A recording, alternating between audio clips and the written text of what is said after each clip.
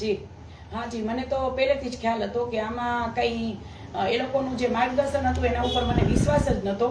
તો અત્યારે જે પીટી મામા સાહેબનું જે આવ્યું છે તો પીટી મામાએ પાછું એ ખેંચી લીધું.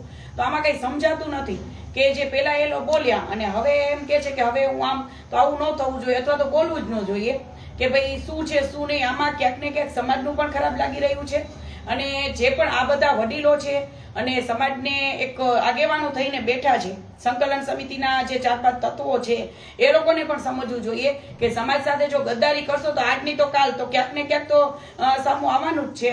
તો પીટી મામા શું કામ પાછા હટી ગયા એમ, તો પછી બોલ્યા શું કામ? જી ખાસ તમને શું લાગે છે હજુ કોણ ગદ્દાર હોઈ શકે? કારણ કે જે રીતે આખી દાળ કાઢી હોય તેવું લાગે.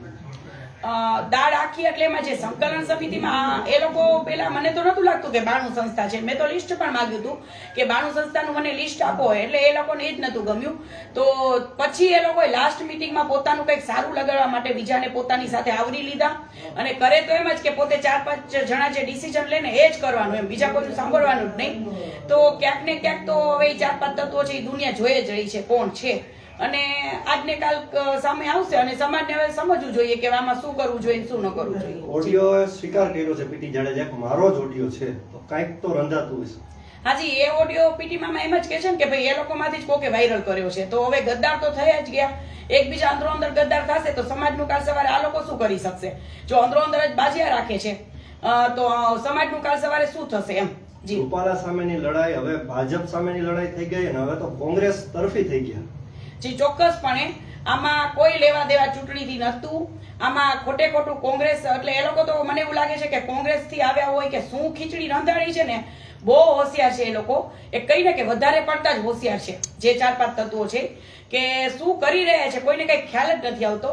અને સામે કાંઈ પણ નહોતું એટલે પછી કોંગ્રેસ લઈને, એટલે કોંગ્રેસી જ છે આ લોકો જોવા જઈએ તો. ક્યાંક ને ક્યાંક શું આ લોકોનું વિચાર કરવો એ જ નથી ખબર પડતી. સમાજ હવે ગેરમાર્ગે દોરાઈ રહ્યો છે. સમાજ હવે કહી રહ્યો છે કે અમારે સમજવાનું શું, આપનું શું માનવું છે, સમાજે શું કરવું જોઈએ? હવે તો સમાજને જ વિચારવાનું છે કે સમાજે શું કરવું જોઈએ.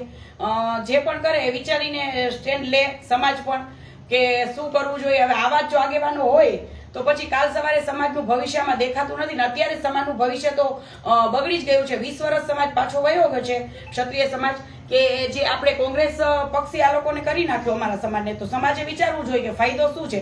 બીજેપી પાર્ટીથી વિરોધ નહોતો અને બીજેપી પાર્ટીનો વિરોધ લઈ આવ્યા, એ બધું સમાજે વિચારવાનું છે. જી, પીટી ડરી ગયા હોય એવું લાગે છે? આ પીટી મામા તો હવે ભાઈ જો માઇક લઈને બહુ મોટી બોલતા હોય ને કરતા હોય તો પછી ડરવું શું કામ જોઈએ? શું કામ ડરો છો? જે પણ પર્દાફાશ કરવાના હતા તો ભલે અંદર ખાને, પણ સમાજ થકી તો કરો જ. આપણે બીજા સમાજમાં આપણું ખરાબ ન લાગે એના માટે ઠીક છે કે ન બોલવું જોઈએ, પણ અંદર થકી જે છે, જે ખોટા માણસો છે એને બહાર લઈ આવો. હું તો એમ જ કહું છું કે ભલે અંદર ખાને મીટિંગ કરે પણ જે પણ ગદ્દાર છે એને સમાજમાંથી બાયકોટ કરવો જોઈએ. જી.